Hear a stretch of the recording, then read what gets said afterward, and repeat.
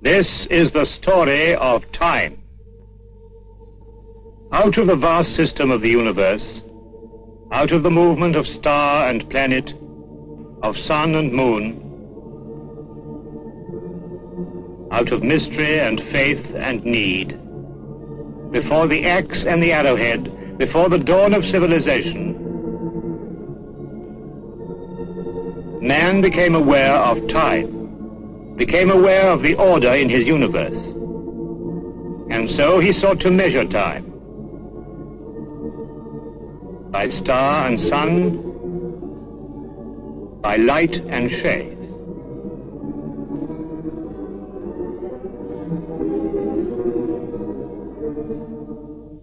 And of the forces of nature, the sun was mightiest of all. And to the sun that warmed and comforted him,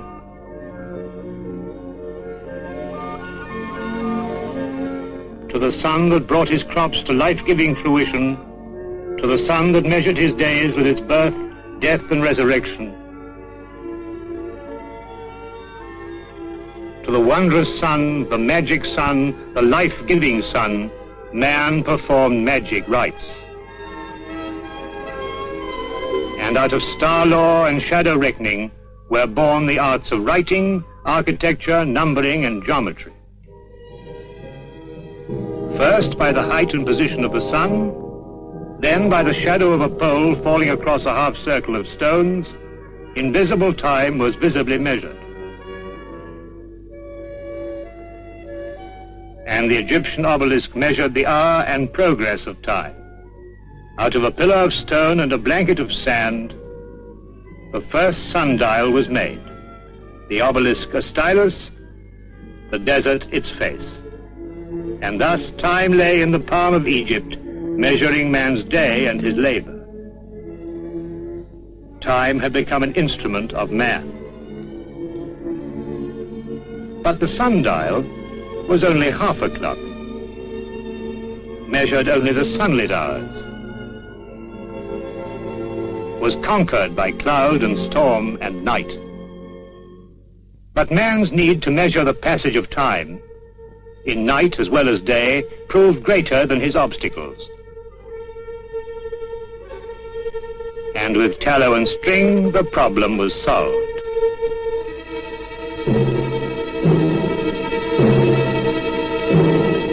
In place of the sun, fire and flame to burn the weighted strings, and sound the hours of passing night. Thus by day, the sundial,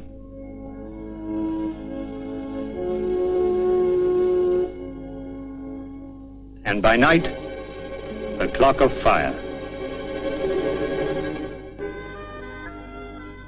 Sun, shadow, fire, now water. Its flow, even and constant, was used to measure the hours of day and night. The water clock was born, the great clepsydra of Harun al-Rashid, produced by the combined art and science of silversmith, goldsmith, jeweler, and craftsman. Time was captured, released, and measured. The hour, the day, the full cycle of the year.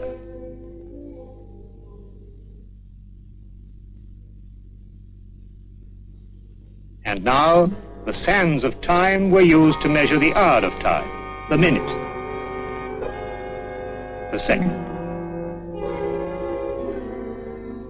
Now, with the bar and cog and weight of iron, the clock was born.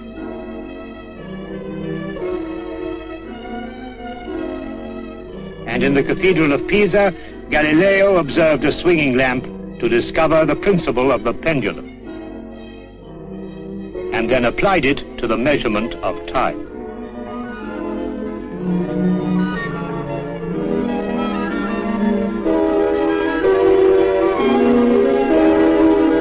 The invention of the anchor escapement, discovery upon discovery, called for greater accuracy in the cutting of clock wheels to catch the swift seconds of time.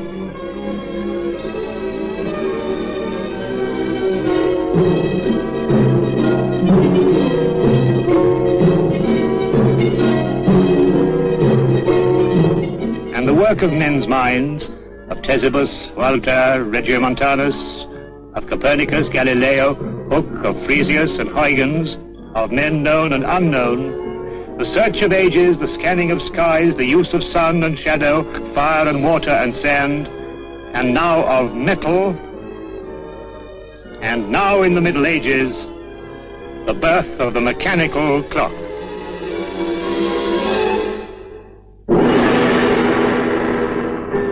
Now came the artist and woodworker, the engraver and jeweler to adorn the clocks.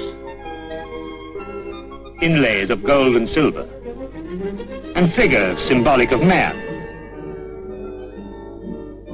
and of time, of fashion, of manner.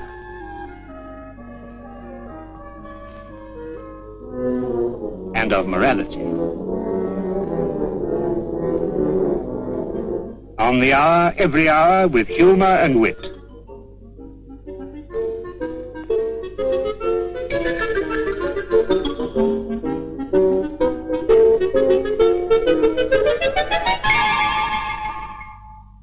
But the growing science of navigation, the seeking for new worlds, for new sea lanes to new empires, demanded accuracy above adornment, accuracy to the second in time and place. The spring clocks sought to measure time within their coils. And in the year 1714, a problem by the British government to determine a ship's longitude to an accuracy of 1 degree at the end of a 6 weeks voyage, the reward £20,000. And the Harrison chronometer won, born of a man's whole life and effort, born of a Yorkshire carpenter, John Harrison. After a test of 5 months, its total error only 54 seconds. Now the dream was a self-winding watch, and Perrellet the elder developed one using the pedometer principle. A hammer inside the case jerked to and fro as the wearer walked, thus winding the mainspring.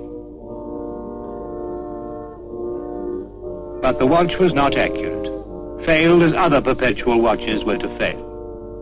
Until in the 20th century, Hans Wilsdorf developed the first watch with a perfectly waterproof case.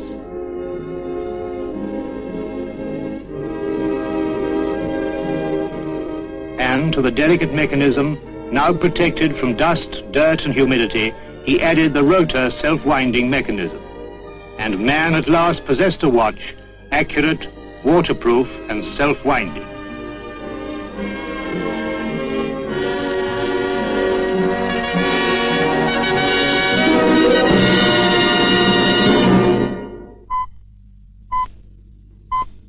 And this is the story of time.